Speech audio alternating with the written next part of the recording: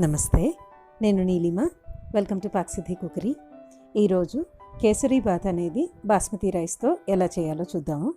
ఇది చాలా తేలిగ్గా అరగంటలో చేసేసుకోవచ్చు. ఇప్పుడు ఎలా చేయాలో చూద్దాం. దీనికోసం 1 కప్పు బాస్మతి రైస్ తీసుకున్నాను. ఇది బాస్మతి రైస్తో చేసుకుంటే టేస్ట్ చాలా బాగుంటుంది, అందుకని బాస్మతి రైస్ మాత్రమే వాడుతున్నాను. రా రైస్ వేరేది సోనా మసూరి లాంటిది వాడలేదు. ఇది ఒక పాత్రలోకి ట్రాన్స్ఫర్ చేసుకుని 1కి 2 సార్లు శుభ్రంగా కడిగి పెట్టుకున్నాను. తర్వాత 1 కప్పు బాస్మతి రైస్కి 2.5 కప్పుల నీరు పోసుకోవాలి. ఈ గిన్నెలో 2.5 కప్పులు నీరు పోసాను. తర్వాత కుక్కర్లో పెట్టుకొని 3 విజిల్స్ మీడియం ఫ్లేమ్ మీద ప్రెషర్ కుక్ చేసుకోవాలి. హై ఫ్లేమ్లో పెట్టుకోకుండా మీడియం ఫ్లేమ్లో పెట్టుకోవాలి.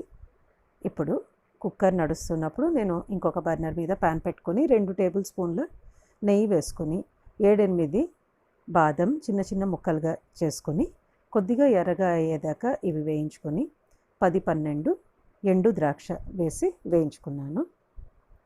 అన్నీ వేగిన తర్వాత బయటికి తీసి రెడీగా చేసి పెట్టుకోవాలి. బాదం ఎక్కువ టైం తీసుకుంటుంది కాబట్టి వేగడానికి మొదట్లోనే బాదం వేసి తర్వాత ఎండు ద్రాక్ష వేశాను. చూడండి, ఇవన్నీ ఇలాగా తీసి పెట్టుకున్నాను. ఇంత లోపల కుక్కర్ అయ్యింది. స్టవ్ ఆఫ్ చేసుకుని వేపర్ అంతా పోయిన తర్వాత మూత తీసుకొని చూడండి, ఇది ఉడికిన బాస్మతి రైస్.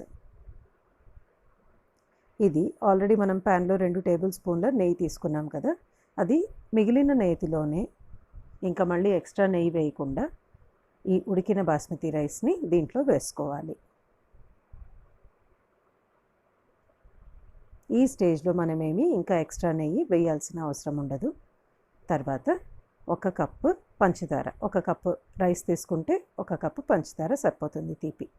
ఇది మొత్తము అన్నంలో కలిసేట్టుగా కలుపుకోవాలి. మనం స్టవ్ ఆన్ చేసుకొని ఇదంతా చేసుకుంటూ ఉండాలి. తర్వాత పంచదార కరిగి కొంచెం నీళ్ళగా అనిపిస్తుంది. మీడియం ఫ్లేమ్లో పెట్టుకోండి. ఒక 3-4 నిమిషాలు అయిన తర్వాత పంచదార అనేది అంతా అన్నానికి పట్టేసుకుని దగ్గరగా వచ్చేస్తుంది. ఈ స్టేజ్లో స్టవ్ని 3-4 నిమిషాలు లో ఫ్లేమ్లో పెట్టుకోవాలి. అది లో ఫ్లేమ్లో ఉండగా ఒక బౌల్లో 1/2 స్పూన్ ఎల్లో ఫుడ్ కలర్ తీసుకుని కొద్దిగా నీరు కలిపి పెట్టుకున్నాను. ఇది ఆప్షనల్ ఫుడ్ కలర్ అనేది. తర్వాత 3-4 నిమిషాల తర్వాత ఈ ఫుడ్ కలర్ మనం వేయించి పెట్టుకున్న నట్స్ అన్నీ వేసి ఈ అన్నంలో బాగా కలుపుకోవాలి. లో ఫ్లేమే కంటిన్యూ చేయండి. ఫుడ్ కలర్ అనేది ఆప్షనల్. చూడండి, ఇదంతా బాగా పట్టుకున్న తర్వాత స్టవ్ ఆఫ్ చేసేసేయండి. పూర్తిగా కలుపుకున్న తర్వాత ఫుడ్ కలర్ అనేది. తర్వాత ఒక 7-8 పంచదార క్రిస్టల్స్ ఎంత చిన్నగా ఉంటాయో అంత చిన్నదంతా పచ్చకర్పూరం తీసుకున్నాను. దీన్ని పొడి పొడిగా చేసుకుని మొత్తం కలిసేట్టుగా వేసుకోండి. ఏమాత్రం ఒకచోటే ఉంటే చాలా ఘాటుగా ఉంటుంది, మనం తినలేము. చాలా కొద్దిగా తీసుకోండి పచ్చకర్పూరం తీసుకోవటం కూడా. పచ్చకర్పూరం లేకపోతే సగం స్పూన్ యాలక్కాయ పొడి కూడా వాడుకోవచ్చు.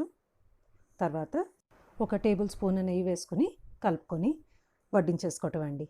చాలా సింపుల్గా అయిపోతుంది. ఒకసారి తప్పకుండా ట్రై చేసి చూడండి.